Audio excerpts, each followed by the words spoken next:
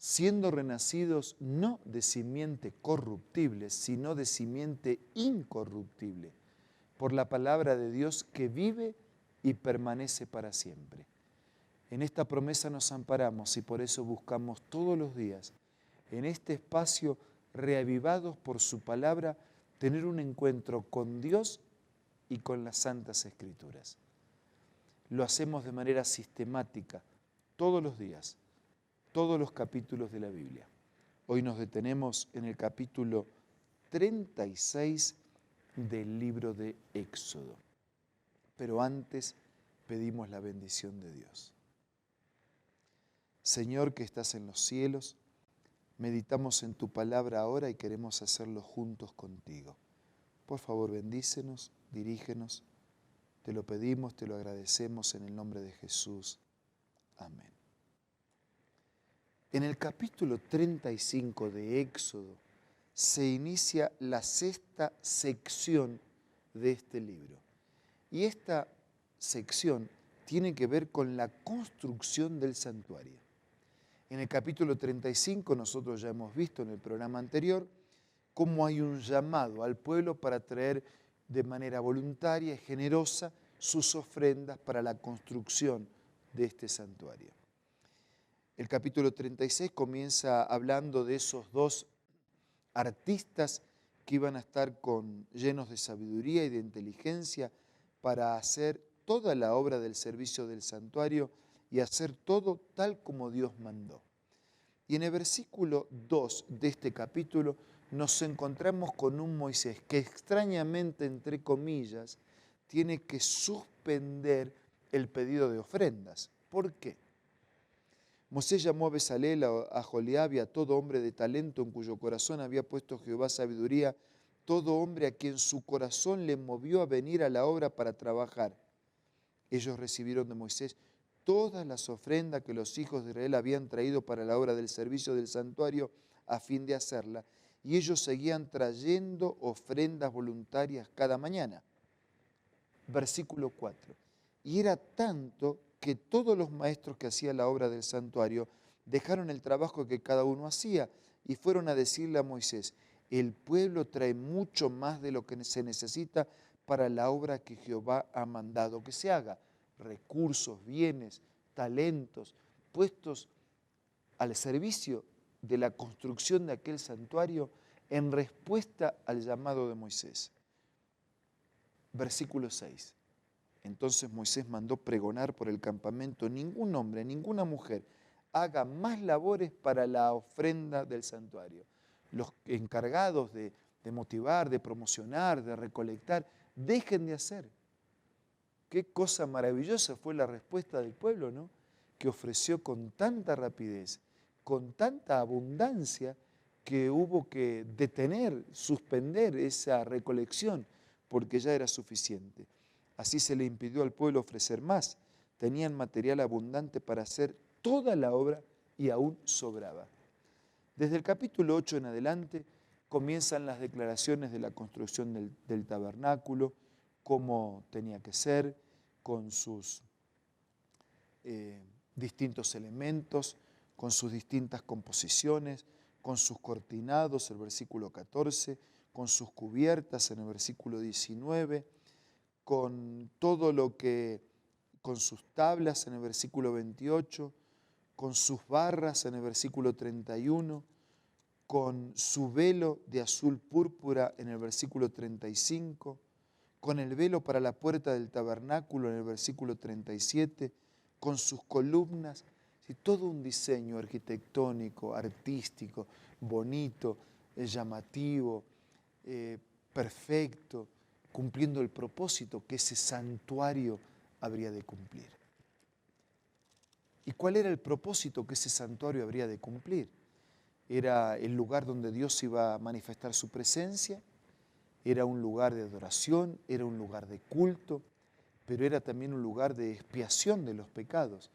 Era el lugar donde el sacerdote y los creyentes se iban a aproximar para ofrecer sus cultos y sus rituales diarios, pidiendo perdón, aproximándose a Dios, trayendo su vida pecaminosa, haciendo una transferencia de los pecados hacia el corderito, hacia el animal, hacia el santuario, hacia el servicio de culto litúrgico, para liberarse del pecado y para recibir en compensación con esa liberación la paz, el perdón, la presencia de Dios en la vida. Y ese era el papel del santuario. Y ese era el propósito, y ese era el objetivo, y esa era la misión del santuario, de sus muebles, de sus pertenencias, de sus espacios, de sus actividades, de sus rituales, de sus visitas, de sus convocatorias. Todo estaba diseñado para ilustrar la gravedad del pecado, para ilustrar la dimensión del amor de Dios, para ilustrar la presencia de Dios, de su ley, de su carácter, de su luz, de su brillo, para ilustrar la provisión que Dios hace alimentando, sosteniendo la vida, transformando la vida y abriendo un camino de esperanza. Pero yo quiero detenerme no solo en el objetivo y el propósito del tabernáculo, del santuario, sino quiero detenerme en la actitud del pueblo que frente al pedido de Dios ofrenda voluntariamente, ofrenda generosamente y da más de lo que Dios pidió y necesitaba. Es un poco extraño. No siempre ocurre esto. Cuando se trata de Dios para con nosotros, Dios siempre nos da más de lo que necesitamos, más de lo que pedimos, más de lo que queremos, mejor de lo que pedimos. Dice la Biblia que Dios nos contesta más allá de lo que pedimos, que a veces pedimos mal y no sabemos pedir, y Dios mejora nuestra oración. Y cuando pedimos que se haga su voluntad, nos da más y mejor de lo que pedimos. Pero aquí es al revés, aquí es la criatura dando para Dios. Y a la hora de que nosotros tenemos que darle para Dios, no siempre le damos lo que nos pide. Siempre tratamos de dar lo mínimo, lo indispensable, apenas para cumplir, apenas para marcar tarjeta. Pero aquí este pueblo dio más de lo que Dios pidió, dio más de lo que Dios necesitaba, sobraba para cumplir el propósito de Dios. Yo me pregunto, amigos, cuando Dios nos pide nuestra vida y le damos la vida, ¿qué le estamos dando? Hay una escritora cristiana, Elena de White, que dice que cuando Dios nos pide y le damos el corazón, ¿qué le damos? Un corazón sucio para que lo limpie, una vida lastimada para que la sane, una vida echada a perder para que la transforme. Y así todo nos parece que le tenemos que dar mucho a Dios. Cuando Dios nos pide la vida, cuando Dios pide que nuestra vida armonice con su voluntad, cuando Dios pide nuestros talentos, nuestros recursos, cuán generosos, cuán fieles, hasta qué punto, como este pueblo hizo, podemos dar de manera tal que Dios tenga que mandarnos emisarios que diga, basta, ya está, es suficiente, me dieron más de lo que pedí. Saben, Dios y el cielo constituyen el mejor banco donde podemos depositar nuestra vida con los mejores dividendos, con los mejores intereses y con los mejores resultados. No tenga miedo, confíe su vida y todo lo que usted tiene en las manos de Dios. Es el lugar más rentable, es el único lugar rentable. Esa ganancia tiene que ver con la paz, con el perdón, con la protección, con el presente, pero también tiene que ver con la eternidad. El Evangelio diría, no hay nadie que haya dejado por causa del Evangelio casa o parientes o familia que no reciba 100 veces más en esta tierra y además la vida eterna. Ahora yo quiero hablar con Dios a través de la oración.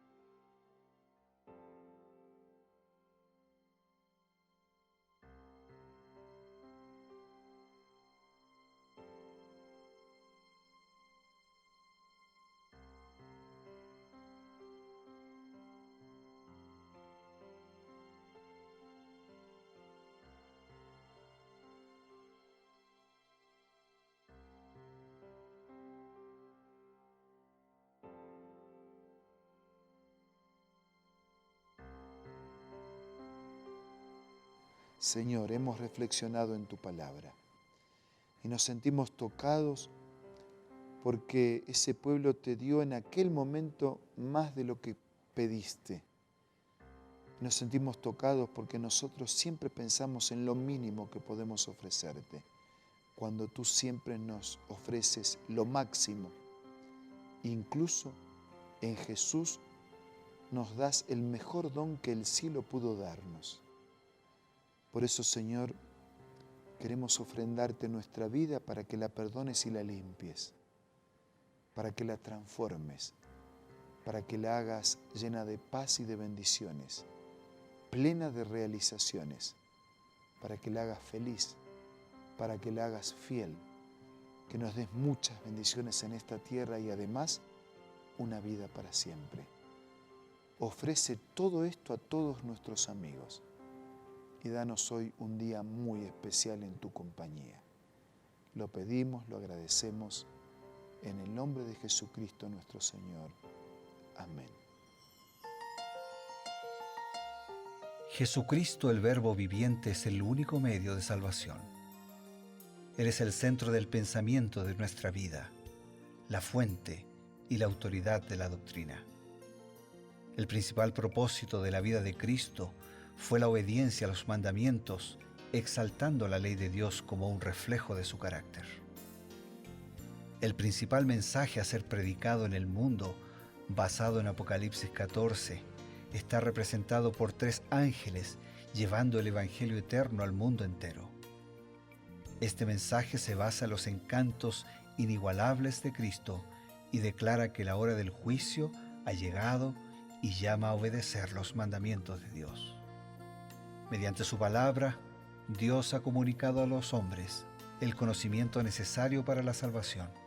Las Santas Escrituras deben ser aceptadas como dotadas de autoridad absoluta y como revelación infalible de su voluntad. Y aunque el canon de las Escrituras inspiradas está cerrado, el Espíritu Santo continúa iluminando, amonestando y confortando al pueblo de Dios a través del testimonio de Jesús, el Espíritu de profecía. El camino a la vida se traza a través de un camino angosto que debe ser recorrido con confianza a las promesas que Dios dejó a hombres y mujeres fieles que dedicaron sus vidas hasta la muerte por el Evangelio eterno. Los fundadores de la Iglesia soñaron con el día en que la revelación sería una realidad en sus vidas. Miraron con los ojos de la fe a aquel día glorioso cuando finalmente la promesa sería cumplida en la venida magistral de Jesucristo a esta tierra para recompensar a cada uno según sea su obra.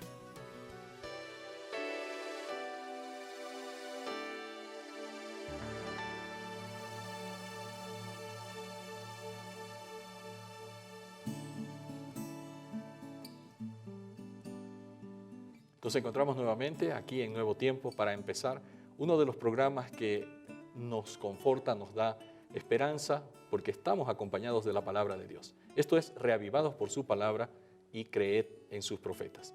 Nos acompaña también en este peregrinaje el pastor Bruno Razo, con quien tenemos las citas del Espíritu de Profecía y la explicación pertinente. Gracias, Ever. Es un gusto poder estar nuevamente contigo, con todos nuestros amigos que a través de la radio, de internet, de la televisión, donde estén cerca o lejos, nos convocamos todos los días con el mismo propósito, conocer más de las cosas de Dios para vivirlas mejor. Por supuesto, este es el propósito, ¿no? Conocer las cosas de Dios para poder vivir mejor, para experimentar las bendiciones del Creador. Y hablando de las bendiciones, el pueblo de Israel había estado caminando por el desierto, había experimentado una bendición tan grande como es recibir la ley de Dios. Dios le había dicho a Moisés: tienes que construir un santuario en el capítulo 25, y entonces hay la construcción. Y ahora en los últimos capítulos del libro de Éxodo, vuelve a recapitular esos detalles de lo que había sido la construcción. Vuelve también a recordarnos que Él invitó a artesanos que tenían muchísima habilidad para la construcción del templo. Pero en este capítulo resalta el hecho de que todos los materiales tenían que ser de la mejor calidad, la mejor madera, el mejor metal o los mejores metales, las mejores pieles, las mejores telas, todo lo mejor. Ahora, ¿por qué los materiales para la casa de Dios debían ser de la mejor calidad?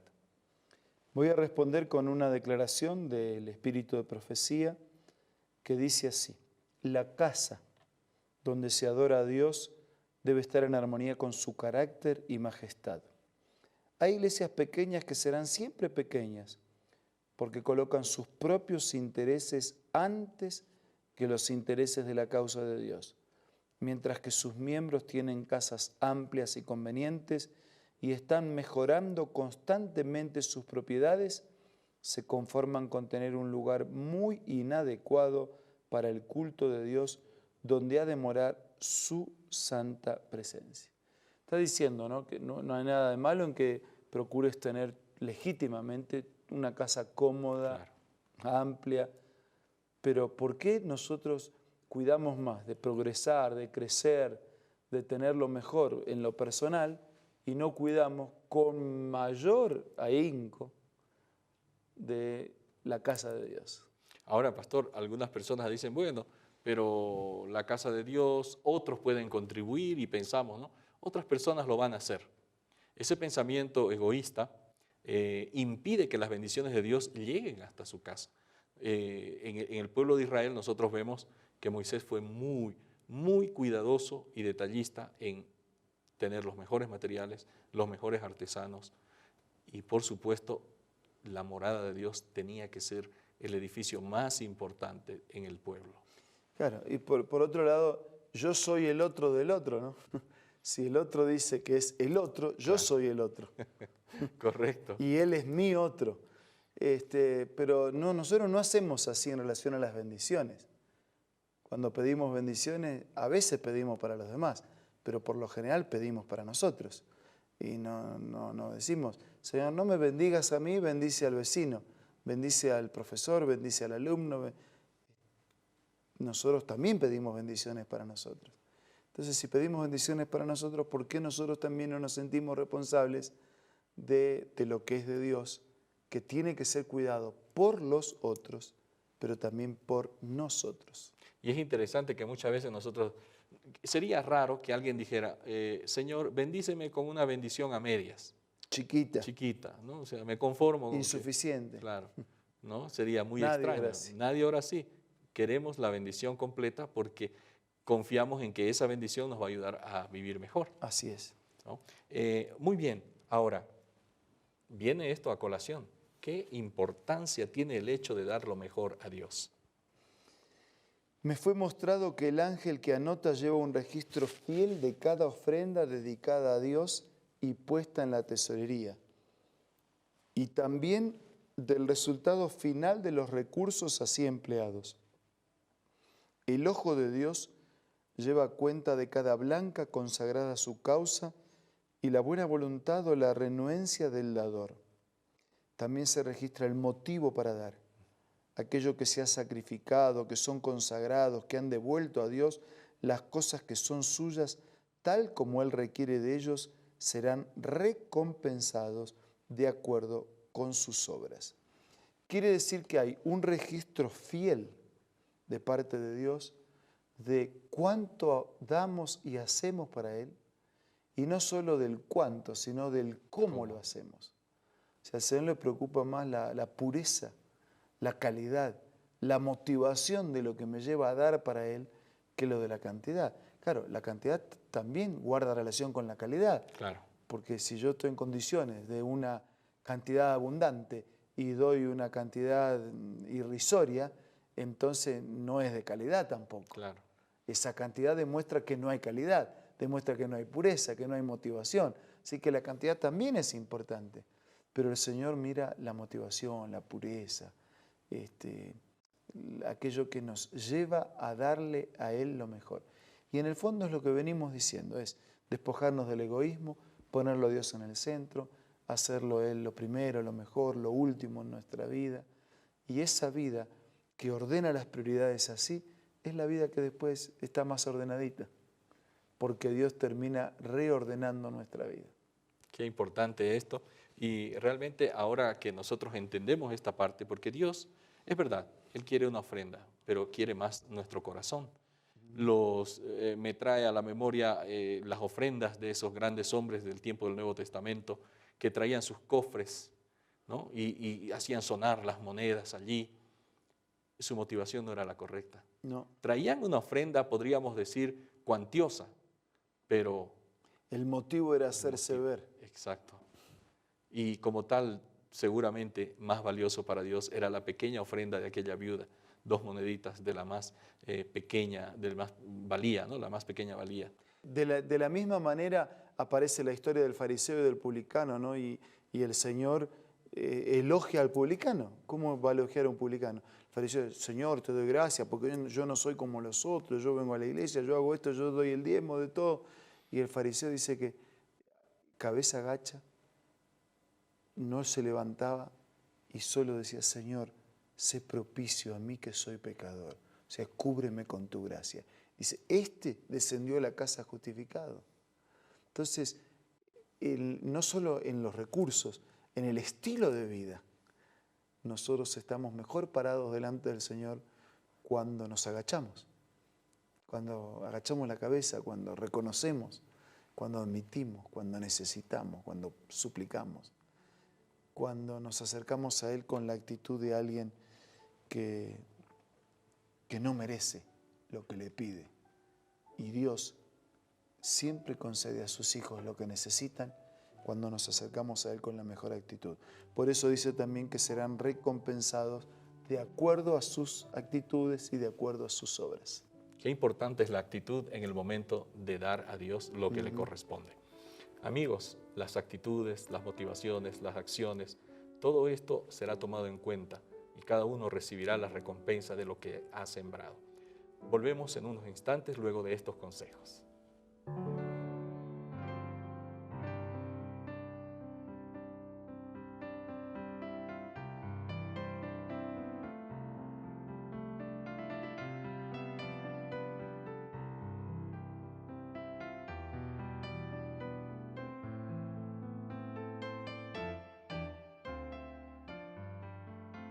Hola, te presento esta cita muy interesante.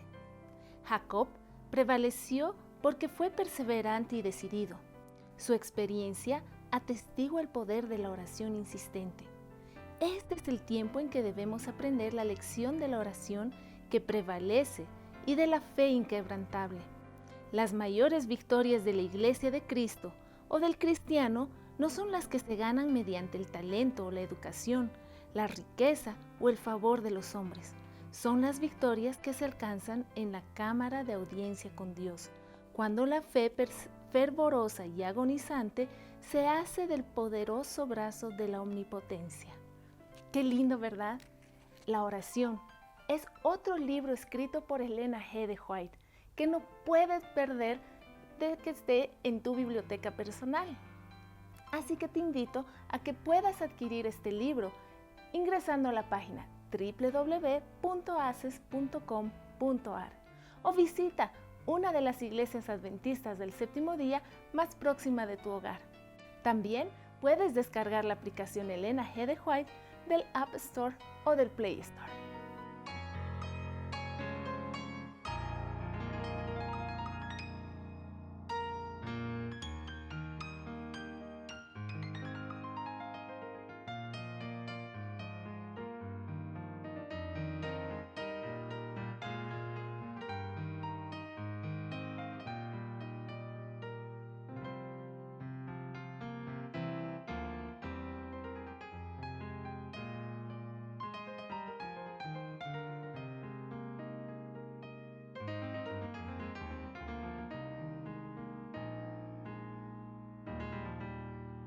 Volvemos para escuchar la invitación final y también la bendición a través de la oración con el pastor Bruno Razo.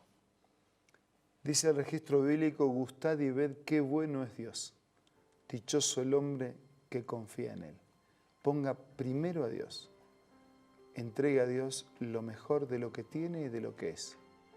Y deje que el Señor lo use para su honra y para su gloria. Ahora vamos a orar. Gracias, Señor, porque no solo para la construcción de aquella historia pasada el pueblo te ofrecía lo mejor, sino también nosotros hoy somos llamados a ofrecerte lo mejor de lo que tenemos y lo mejor de lo que somos. Y te entregamos todo, que en realidad no es bueno, por eso pedimos que lo limpies y lo transformes, que nos cambies y nos hagas verdaderamente tus hijos, que podamos tener motivaciones puras, actitudes adecuadas y acciones correspondientes. Lo pedimos, lo agradecemos, en el nombre de Jesús. Amén. Amén. Con ustedes, amigos, el encuentro es el día de mañana, con un capítulo más de las Sagradas Escrituras y con la profundización del espíritu de profecía. Creed en sus profetas, porque estamos siendo reavivados por su palabra. Hasta mañana.